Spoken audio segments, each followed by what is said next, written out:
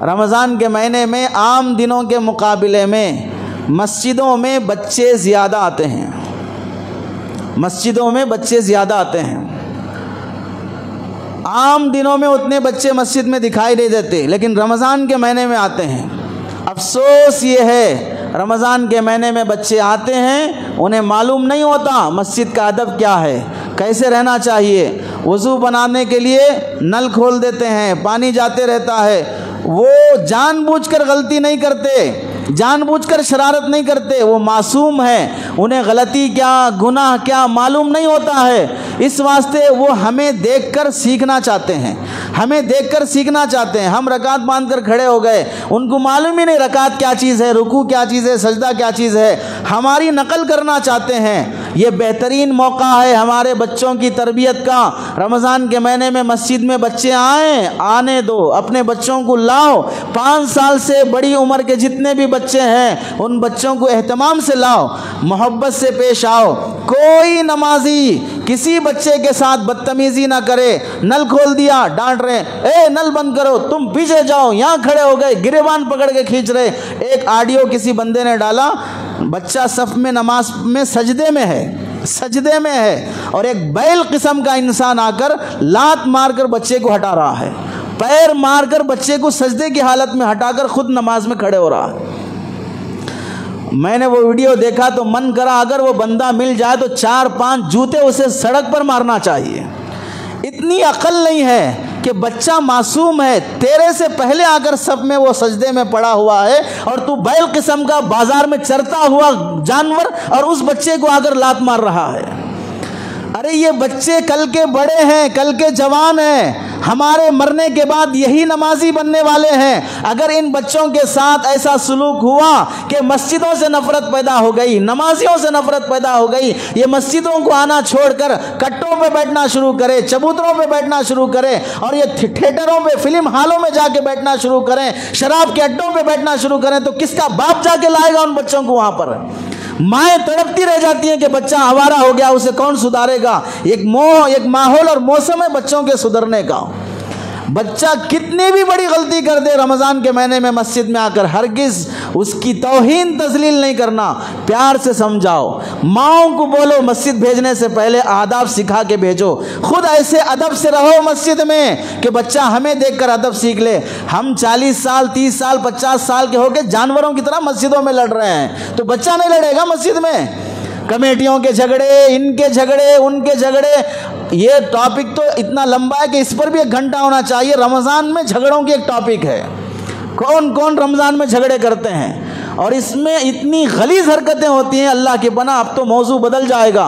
जब हम लड़ते हैं रमज़ान के महीनों में तो छोटे बच्चे लड़ें तो क्या हुआ? हमारा लड़ना गुनाह है, उनका लड़ना गुनाह नहीं है। वो मोहब्बत में लड़ते हैं, 2 मिनट पहले लड़े उसके बाद मिल लेते हैं। हम अगर लड़ते हैं तो जानवरों से बदतर लड़ते हैं, मौत तक भी दिल साफ करने तैयार नहीं होते, एक दूसरे की गलतियां देखते ही रहते हैं। हमसे लाख दर्जे बेहतर है उन बच्चों की लड़ाई।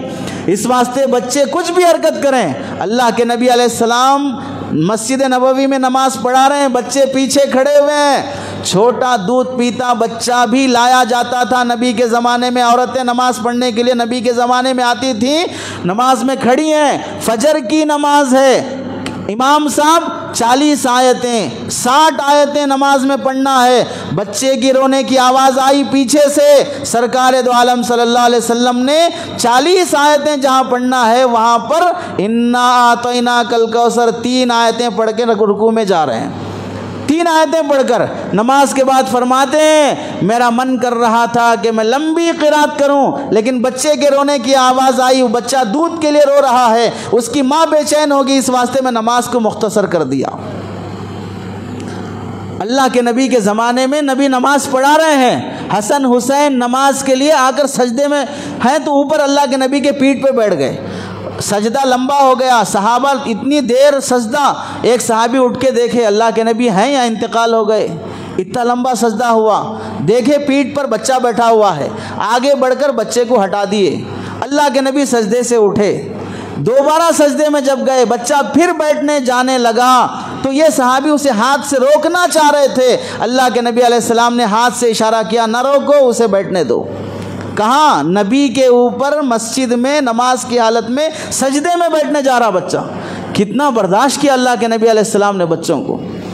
इस वास्ते रमज़ान के महीने में किसी बच्चे का गिरेबान पकड़ के खींचना, पीछे कर देना, डांट देना, प्यार मोहब्बत से बाजू खड़ा कर लो। हमारे अमल से मस्जिदों से मोहब्बत पैदा करो।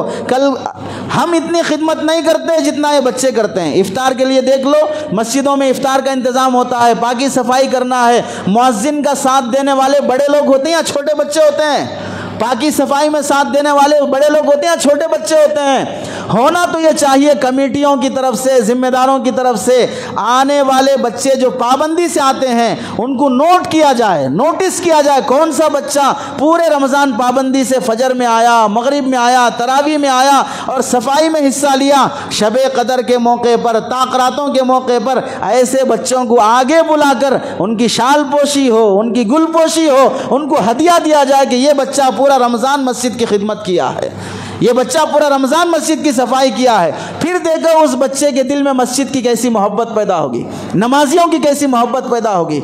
आज हमारी गिरी हुई हरकतों की वजह से नमाजियों से, मस्जिद से बच्चे नफरत करने वाले बन गए। स्कूल में देखो 3 साल से, बेबी केयर में देखो 1.5 साल से माई रखकर, आया रखकर, नौकर रखकर तुम्हारे घर के बच्चों को हम 4-4 घंटे, 6-6 घंटे हम पालेंगे, हम सफाई करेंगे, हम हिफाजत करेंगे। इस वास्ते स्कूलों में 3 साल से भी बच्चे भरे हुए होते हैं और मस्जिदों में बच्चे खाली होते हैं। स्कूल वाले को फिक्र है बच्चों को हम अपना लेना, और मस्जिद वालों को फिक्र नहीं है कि हमारे नौजवान बच्चे कहाँ बर्बाद हो रहे हैं। इस वास्ते रमज़ान के महीने में बच्चों के साथ सख्ती से पेश ना आया जाए।